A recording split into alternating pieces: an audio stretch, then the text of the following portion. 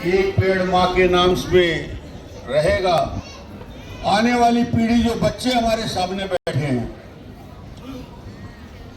बुजुर्ग लोग तो पेड़ के बड़े होते होते अपनी अपनी जगह पहुंच जाएंगे। ये बच्चे जो हैं, ये इसके जो आंवला का पेड़ है ना, आम का पेड़ है, फलदार जितने वृक्ष है, कटहल का पेड़ है, ये जो बच्चे सामने बैठे हुए हैं, यहाँ आम जाम और को खाने का उपयोग ये बच्चे करेंगे जो मेरे सामने बैठे हैं, इनके लिए उपयोगी रहेगा। पर्यावरण को बचाना, जैसे बताया सांसद जी ने, मधुसूदन जी ने, कि बड़ा अच्छा मार्गदर्शनाखाली आर्याजीने आपले नृत्य कौशल्य आत्मसात केले आहे। नृत्यातील तांत्रिक अचूकतेचे फल आर्या आपल्या नृत्यातून भावपूर्ण अभिनयाचा आविष्कार सादर करतात। कमी वयातच आर्याजींनी केवळ ओडिसी नृत्याचा घंटा वाजवला आहे। बाबूजी के गुजर जाने के बाद ना बेटा एकदम अकेला पड़ गए थे। कभी कर्जा, कभी ब्याज। फिर एक दो दिन लगा कि कोई अपना भी साथे खड़ा बन। मुसीबत के टाइम में, बुआई और कटाई के टाइम भी,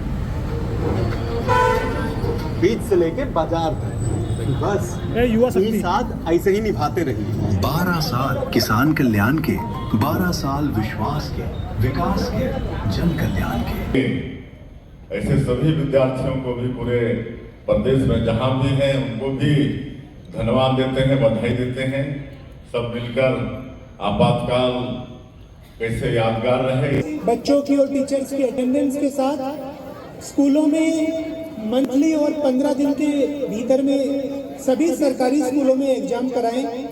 पूरी साल उनका प्रैक्टिस कराया और उसकी वजह से पिछले साल जो हमारे स्कूल के जो रिजल्ट्स थे वो पूर्व के वर्षों के कंपेयर में एक उसमें बहुत ही अच्छी वृद्धि हुई और 10वीं क्लास में पूरे जिले में 89% बच्चे पास हुए। उससे ज़्यादा महत्वपूर्ण ये है कि बच्चे ना केवल पास हुए, जो फर्स्ट डिवीजन से पास हुए उन बच्चों की संख्या में वृद्धि हुई। और ऐसे ही 12वीं कक्षा में भी लगभग पिछले साल के मुकाबले 1800 बच्चे ऐसे थे जो फर्स्ट डिवीजन में पिछले साल के मुकाबले ज़्यादा पास हुए। तो शिक्षा की गुणवत्ता के सुधार की तरफ ये कदम है। हम लोग अभी भी इसमें व्यक्तिगत रूप से संतुष्ट नहीं है। आने वाले समय में हम लोग इसमें और चीज़ें कर रहे हैं कि बच्चों का नीट का, जेई का और बाकी चीज़ों में उन लोगों की एग्जाम की तैयारी हो सके और बाकी जगह उनका चयन बढ़ सके। तो ऐसी हम लोग तैयारियां कर रहे हैं। जहाँ तक शालाओं में हम लोग पेरेंट्स टीचर मीटिंग की बात है, तो हम लोग समय समय पे पेरेंट्स टीचर मीटिंग करवाते रहे हैं और आने वाले समय में भी सभी अभिभावकों से चाहते हैं कि आप सभी लोग अपने बच्चों के डिटेल्स के लिए सभी स्कूलों में जरूर आए। युक्तियुक्तकरण के बाद सभी स्कूलों में संख्या बढ़ी है टीचर्स की, तो वो भी एक प्रॉब्लम रिजोल्व हुआ है। और सिर्फ जहाँ पे इश्यूज है वहाँ पे हम लोग डीएमएफ से भी अतिरिक्त शिक्षक उपलब्ध करा रहे हैं। उसके बाद भी कुछ अन्य चीजें होंगी तो माननीय मंत्री जी के निर्देश अनुसार हम सभी लोग करेंगे। आज के इस प्रोग्राम में माननीय विधायक जी भी यहाँ पे उपलब्ध है। मैं चाहता हूँ उनके स्वागत के लिए भी आप एसडीएम साहब से उनका स्वागत करवाएं। माननीय विधानसभा अध्यक्ष महोदय के द्वारा की गई है। अब मां सरस्वती के तैल चित्र पर पुष्पांजलि एवं दीप प्रज्वलन के लिए माननीय अध्यक्ष महोदय से निवेदन, माननीय सांसद महोदय से निवेदन, माननीय महापौर महोदय, माननीय सभी अतिथिगणों से निवेदन, कृपया पुष्पांजलि करने के लिए मां सरस्वती की वंदना आप प्रारंभ करेंगे।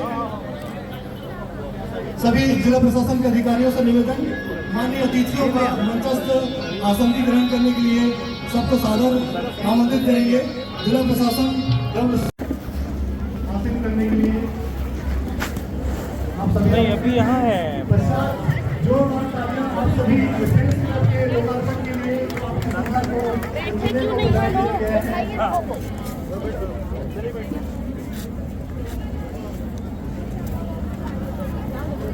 बहुत बहुत धन्यवाद। बैठ जाइए।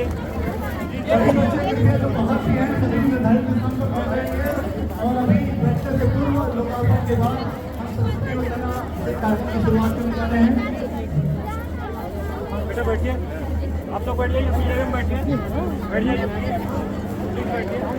सभी बच्चे कृपया लोकार्पण आपके स्पेस पे तक कर दिया गया है। कृपया जोरदार तालियां हमारे माननीय विधानसभा अध्यक्ष महोदय, माननीय महापौर महोदय, माननीय सभी गणमान्य हमारे जनप्रतिनिधिगणों के लिए, और साथ ही जोरदार तालियां हमारे बीच उपस्थित हैं हमारे जिले के सांसद माननीय संतोष पांडे जी। एक बार जोरदार तालियां। साथ ही हमारे बीच उपस्थित हैं हमारे आदरणीय खूबचंद पारक जी। एक बार जोरदार तालियां माननीय पारक जी के लिए भी। सभी बच्चे अपने निर्धारित स्थान पर बैठ जाएंगे। साथ ही सभी पालकों से, शिक्षकों से मेरा आग्रह होगा, सभी वॉलेंटियर्स कृपया सभी को यथास्थान बिठाएंगे। पीछे कुर्सियां भी खाली हैं, यथास्थान सब बैठ जाएं। इसके पश्चात हम सरस्वती वंदना के लिए बच्चों को आमंत्रित करेंगे, जो खुशी के साथ हम शुरू करेंगे। हमारे सभी अतिथियों को हम यह प्लानिटोरियम 25 लाख की लागत से बनाया गया है, जिसकी स्वीकृति माननीय विधानसभा अध्यक्ष महोदय ने तय की थी।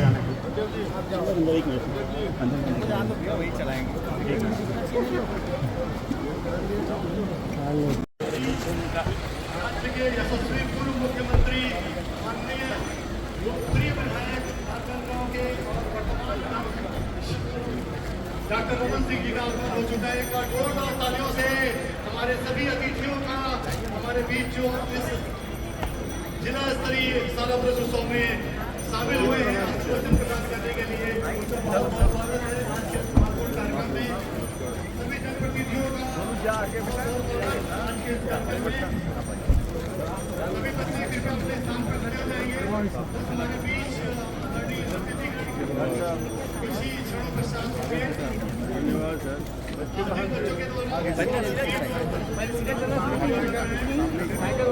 चलिए चलिए हटिए।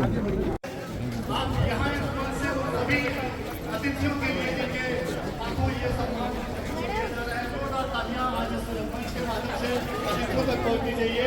सभी बच्चों से, संस्था के सभी शिक्षकों से आग्रह, तालियां बजाने की कमी नहीं करेंगे आप सभी लोग।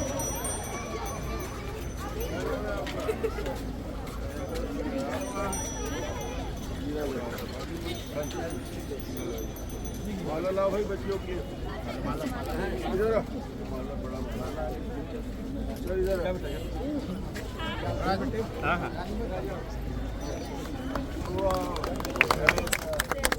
हो गया, इधर लगा लेंगे। कहाँ है चलाना जिसको आता है?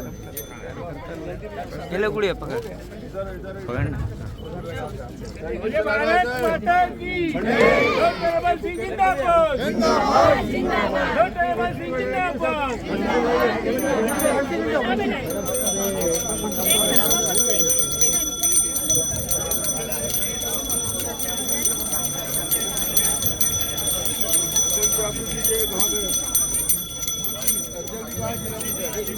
आगे आगे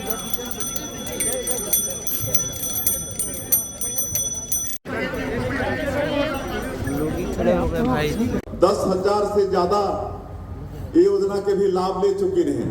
तो ये सब हमन काम करत हन। आप सब आपन जाना था ज्यादा बताए के अवसर हमन अपन व्यवस्था में भी जाते हैं तो इतना अच्छा हमारा सुविधा नहीं मिलती जितना ये सरकार सुविधा दे थे।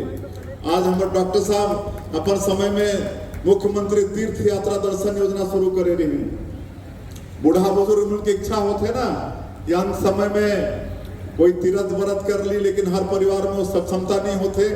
ओला भी कांग्रेस के सरकार। रुक जाओ, जाओ मन में जाओ सर।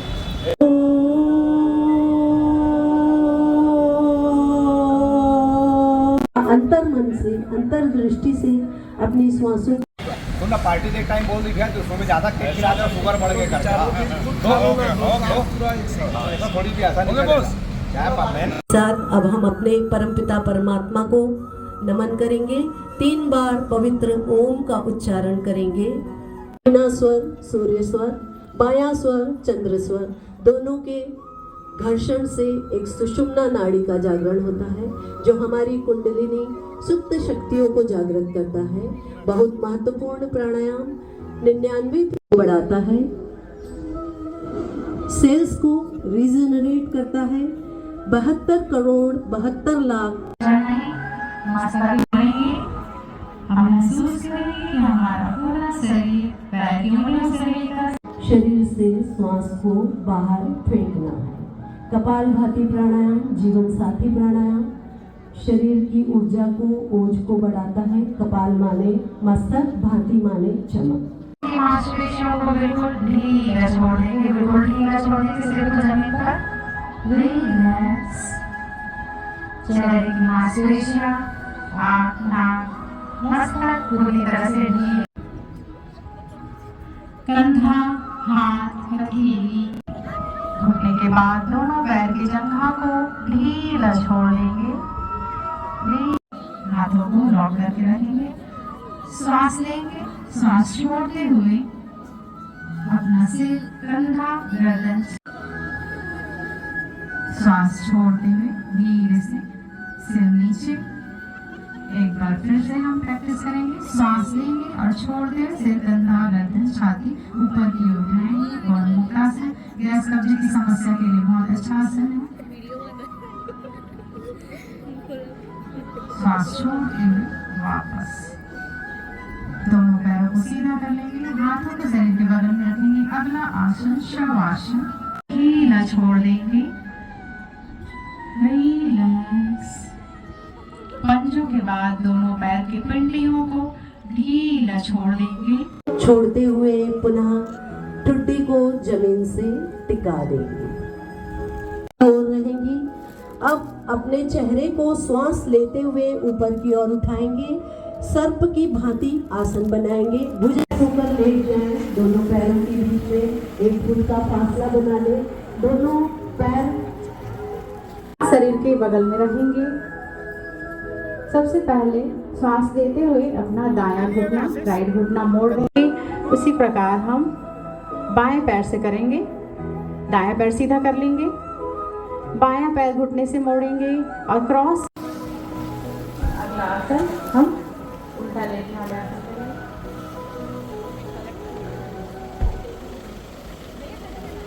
ओम। अब कुछ आसन हम लेट कर करेंगे, तो सभी अपने अपने स्थान पर पेट के बल। कमर में दर्द है, आप लेते हुए ऊपर की ओर लाएंगे, ऊपर की ओर, और श्वास छोड़ते हुए दोनों हाथों को सिर के पीछे पीठ पर क्रॉस करते हुए रखेंगे। दोनों कोहनी ऊपर की ओर, कमर गर्दन बिल्कुल सीधी, आंखें बंद करेंगे। उष्ट्रासन, अर्धउष्ट्रासन। घुटने के बल हम खड़े हो जाएंगे। जिनके घुटने में दर्द है कृपया ना करें, बैठ कर देखें। बाहर रह के पढ़ाई करती थी तो मेरे पास इतना ज़्यादा काम नहीं होता था, तो शायद मैं आपकी स्थिति को बेहतर नहीं समझ सकती हूँ कि आपके पास कितना काम होता है। लेकिन इसके अलावा मैं एक इन जनरल स्ट्रैटेजी बता सकती हूँ कि आप अपना टाइम कैसे मैनेज कर सकती हैं। क्योंकि इतना भी काम नहीं है, लेकिन फैमिली के साथ साथ मतलब अपनी स्टडी को कैसे फोकस करना है, कैसे पढ़ना है कि हम एग्ज़ाम जैसे कि यूपीएससी अगर नहीं भी हो पा रहा तो अदर की जो एग्ज़ाम है कैसे हम फाइट कर सकते हैं। टाइम मैनेजमेंट की सबसे बेस्ट स्ट्रैटेजी यही है कि सबसे पहले आप अपना पूरा जो एक हफ्ता है या एक महीना है पहले से प्लान कर लीजिए। आपको पता होना चाहिए कि हर हफ्ते आप कौन सा सब्जेक्ट पढ़ने वाली हैं या आप कौन सा सब्जेक्ट रिवाइज करने वाली हैं, क्योंकि आप रोज रोज ये बर्डन नहीं ले सकती कि मुझे क्या पढ़ना है। अगर आप अपना एक हफ्ता या एक महीना आगे का टाइम प्लान कर लेती हैं, उसके बाद आप रोज कुछ समय डिसाइड कर सकती हैं कि ये समय मैं बस अपनी पढ़ाई में लगाऊंगी। तो सबसे बेस्ट स्ट्रैटेजी जो टाइम मैनेजमेंट की होती है वो होती है शेड्यूल करना और प्लान करना। तो मेरे हिसाब से यही है। अगर मैम को कुछ और ऐड करना हो। जी मेरा ये कहना है कि आप कई सारी रोल मॉडल्स हमारी देख सकती हैं। जैसे अनु कुमारी मैम थी, उन्होंने भी शादी के बाद एग्ज़ाम क्लियर किया था। तो आप जैसे कि मैम ने बताया एक शेड्यूल बना के अपने टाइम स्लॉट्स डिवाइड कर लीजिए, अच्छे से प्लानिंग कर लीजिए और उसमें पढ़ाई करते रहिए, तो आपको भी सफलता ज़रूर मिलेगी। Thank you. Thank you ma'am. तो पीछे ये इधर माइक दे दीजिए आप।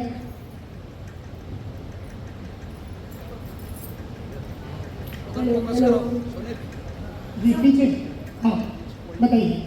सबको मेरी तरफ से जय जोहार। हाल है आपका, क्योंकि जैसे स्टार्टिंग में ही बात हुई थी कि बहुत ही बड़ी चुनौती जैसा लगता है ये एग्जाम, और आपने बहुत 2-3 जो आपने बात रखी कि इतनी ज़्यादा पॉपुलेशन वाली कंट्री जहाँ पे वैसे भी सिर्फ 1000 सीट की बात है, तो क्या, और आपने बात की कि हम जेनजी हैं, तो अब जेनजी में तो यानी कि हमारी लाइफ में जेनजी से मतलब ये हुआ आजकल जो हम इंस्टाग्राम पे समझते हैं कि हमारी लाइफ में डिस्ट्रैक्शन है, हमें सिर्फ इंस्टाग्राम पे रील चलाना आता है, ये हम जेनजी को जो है इस तरह से देखते हैं। अब ये सब के बावजूद भी किस तरह से एग्जाम निकालना, ये आपका सवाल है। तो मैं आपको बस यही चीज़ कहूँगा कि हम सब भी तो जेनजी हैं, और इनफैक्ट आप ये नहीं विश्वास करोगे कि अब जो सिलेक्ट हो रहे हैं वो तो कुछ 2004 और 2005 में जन्मे हुए लोग हो रहे हैं, जिनको हम जनरेशन एक्स और जनरेशन बीटा पता नहीं क्या क्या कहते हैं। तो आप ये समझिए कि जैसे अब मैंने बताया था कि मैं मुंबई में पला बड़ा हूँ, हमारे पास तो है ही डिस्ट्रैक्शन। हमारे यहाँ तो लोग जो है सैटरडे संडे कोई नाइट क्लब और होटल में चले जाते हैं, कोई ना कोई जो है मूवीज देख लेते हैं। लोगों को आपने जैसे बताया, बहुत लोगों को है कि हम बाहर चले जाए, है ना, ये देश छोड़ के चले जाए, बाहर काम करें। लेकिन आप ये समझिए कि ये अब यहाँ इतने बड़े बड़े सिविल सर्वेंट बैठे हैं जिनका काम इनफैक्ट हमने न्यूज में सुना है ना। तो अगर आपने ये फिक्स कर दिया है कि मेरे को देश की सेवा में, राष्ट्र की सेवा में, और मैम ने एक बहुत अच्छी बात कही थी, है ना, अंकिता मैम ने, कि अगर मैं अपने माता पिता का कद थोड़ा सा बढ़ा पाऊँ, तो अगर इतना बड़ा लक्ष्य आप लेके चल रहे हो कि माता पिता का कद बढ़ाना है, राष्ट्र सेवा के लिए समर्पित होना है, तो उसके लिए फिर कहीं ना कहीं आपको जो है सैक्रिफाइस करना सीखना पड़ेगा। हम सब की आप बात देख लो तो हम सब तक, मुझे नहीं लगता किसी ने भी सोशल मीडिया अपना 3-4 साल से जो है चालू किया होगा। तो ये रील वगैरह देखना, ये सब आपको त्यागना पड़ेगा, सब चीज़ें छोड़नी पड़ेगी। वो एक जो कहते हैं ना कि संघर्ष पाथ पे चलना है। तो ये एग्जाम, जैसे अभी राघव भाई ने बात की कि आपको जो ज़्यादा पढ़ता है उसका होता है, आपको 10-15 घंटे पढ़ना है। आप जेनजी हो, लेकिन आप वो जेनजी नहीं हो कि जो अपना जो है करियर बिगाड़ रहा है, अपने जीवन को बिगाड़ रहा है। आप वो जेनजी बनिए कि जिसे पता है कि अब मुझे देश के भविष्य में कुछ ना कुछ अपना कंट्रीब्यूशन देना है, उसके लिए मैं कैसे अपने कैरेक्टर को डेवलप करूं, है ना। जैसे डायमंड भाई ने बात की थी कि ये एग्जाम सिर्फ आपकी नॉलेज टेस्ट नहीं करता, आपकी पर्सनैलिटी को भी टेस्ट करता है। तो आपको आपके चरित्र को उस तरह से बनाना पड़ेगा, आपकी पर्सनैलिटी को उस तरह से डेवलप करना पड़ेगा कि ये सब चीज़ें आप त्यागो, आप अपना शेड्यूल बनाओ, प्लान बनाओ, हार्डवर्क करो। और देखिए, हम सब की जर्नी अब इम्पॉसिबल तो लगता ही है ना, इतना इनका स्ट्रगल है, वो भी इम्पॉसिबल है। तो फिर जब 10 लाख लोग फॉर्म भर रहे हैं और अगर 1000 सिलेक्ट हो रहे हैं, तो वो इम्पॉसिबल करने वाले लोग कुछ ही होते हैं, है ना। मुश्किल, देखिए बहुत लोग हार मान लेते हैं जल्दी, है ना। एक प्रीलिम्स के बाद लोग इंस्टाग्राम शुरू कर देंगे और अपना टाइम वेस्ट करेंगे। गिव अप करने वाले लोग बहुत हैं। हारा वही जो अंत तक, जीता वही जो अंत तक टिका रहता है, ठीक है। तो आई थिंक आपको अलग कुछ करना पड़ेगा। Thank you. लास्ट क्वेश्चन, ये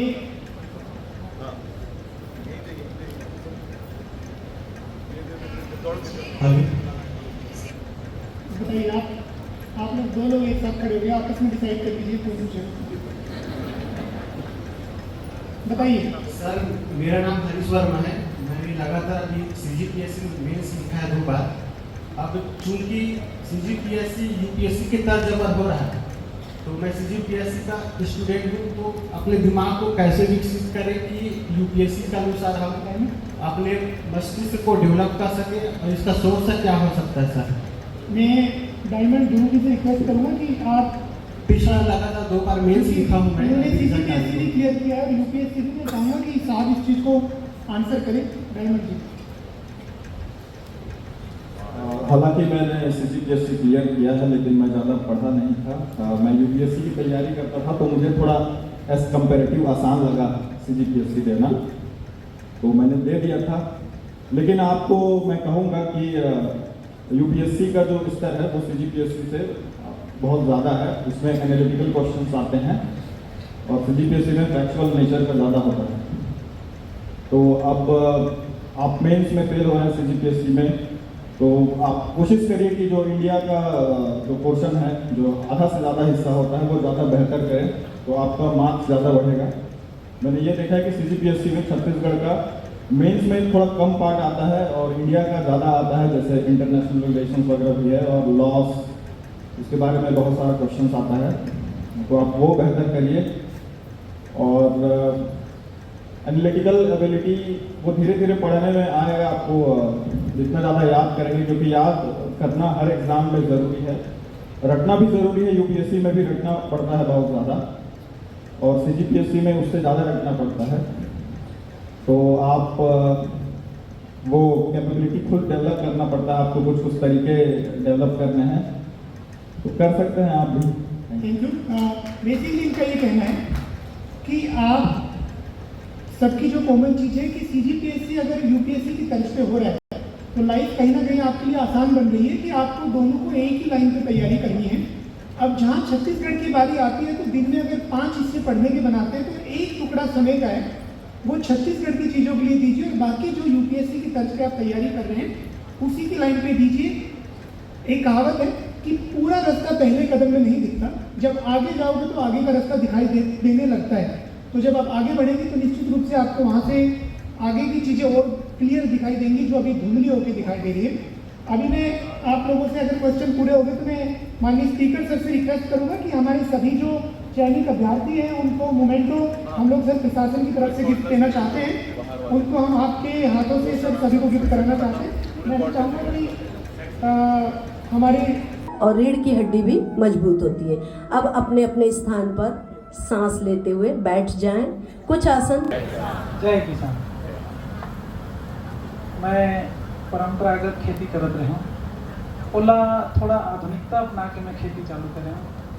अब आपन सब जाना था कि खेती में का जरूरत पड़ते हैं, ओला सब जाना था आपन कारण कि सब जन किसान घर के हैं ना, सब जन किसान घर के हैं। तो मैं 6 बिंदु रखूँ, 6 एकदम शॉर्ट एंड स्वीट, ज़्यादा नहीं रखा मैं, एकदम 6 बिंदु में ही खेती होते है। ऐसे और मानना है सबसे पहली जरूरत पड़ती है मिट्टी जांच। कौन कौन किसान करा हो मिट्टी जांच अभी तक? ए साल एक के ठन हाथ उठे दीदी के मिट्टी जांच। मैं भी करा रहा हूँ। सरवन बोला थे कि खाद खाद खाद खाद खाद कम करना है ना, तो मिट्टी जांच भी नहीं हो सके में। अब ओकर बाद चाहिए अपन अच्छा बीज। खाद कम करे पर मिट्टी जांच जरूरी है सर, काबर कि अपन पोषक तत्व तो जानबो खेत के मट्टी के, तब तो हम खाद डालबो, वही खाद डालबो ना। जैसे मेरे खेत में है, मैं उनमें पोटास की मात्रा ज्यादा रही है, अब मैं धड़ल्ले से पोटास डालूँ तो का हो खेत के खराब हो जाए, पोटास की मात्रा बढ़ गई ना, तो उसने मिट्टी जांच जरूरी है भाई। खाद ला कम करे पर मिट्टी जांच एकदम अनिवार्य है कि भी खाद साटेज है बोलते हैं, लेकिन हमला नहीं लगे साटेज है, अच्छा मिले है हमला, तो बढ़िया जो उपलब्धता चाहिए वो हो गया है। अब ओकर बाद चाहिए अच्छा बीज। बीज अच्छा चाहिए तो कौन कौन किसान अपन घर के बीज लगात हो? हाँ, अब तो हाथ उठे हैं, काबर की हाइब्रिड के जमाना चल रही से, रिसर्च का जमाना आ गया। किसान पुराना जो रहा रही से हमार बाबा जमाना के सर जी जानते भरत वर्मा जी हाँ, कि बाबा जमाना में हमन नमक पानी बोल के हाइब्रिड रसन बना के खेत में लगा, तब के हमन खेती करा। अच्छा बीज, अच्छा बीज होना जरूरी है, कारण कि वो अच्छा अक्ति के दिन हमन सुखा के रखन वो बीजला, वही दिन के आप सुने हो अक्ति के दिन जे सुखो दी वह एक मतलब 70% नहीं जगत रही, 80% नहीं जगत है, पूरा 100% जगह क्षमता रखते, इसे बोलते हैं किसान पुराना सियान उसने बोलते हैं। अब अच्छा बीज हो गए तो और क्या चाहिए? पानी प्रबंधन।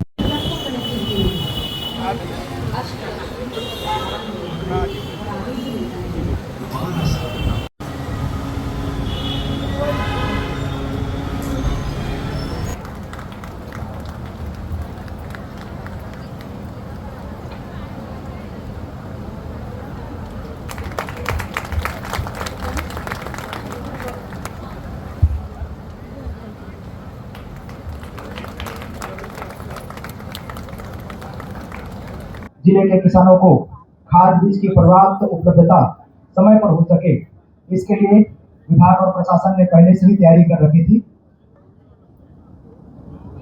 और जिले में इस बार सहकारी समितियों के माध्यम से 45,650 मेट्रिक टन का लक्ष्य रखा था। अभी तक वर्तमान में 35,340 मेट्रिक टन खाद सभी समितियों में भंडारण हो चुका है।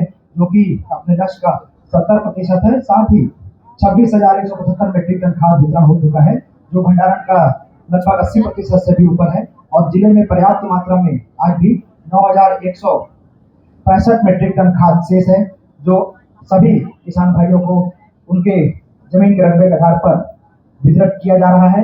जिले में पर्याप्त मात्रा में यूरिया की खाद की उपलब्धता है। 18,500 मीट्रिक टन यूरिया खाद वितरण का लक्ष्य रखा गया था। जिले में वर्तमान में 16,000 मीट्रिक टन खाद उपलब्ध है और लगातार यूरिया की आवक जिले में बनी हुई है। तो इस प्रकार से जिले में किसी प्रकार के खाद की कोई कमी नहीं है। डीएपी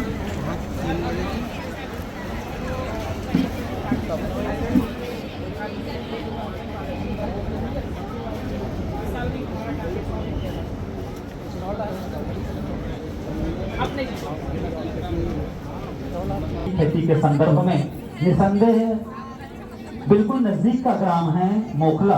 प्रयास स्वयं सहायता समूह मोखला में किंचित भी संदेह नहीं।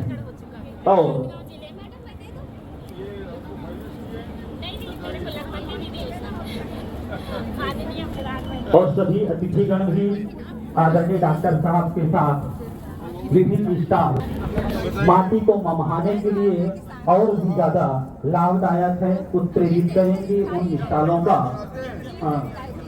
अवलोकन करते हुए।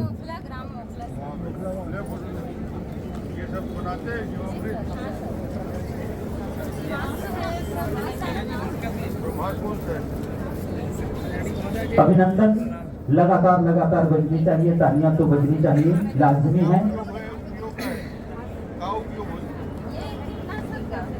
जो करते गांव में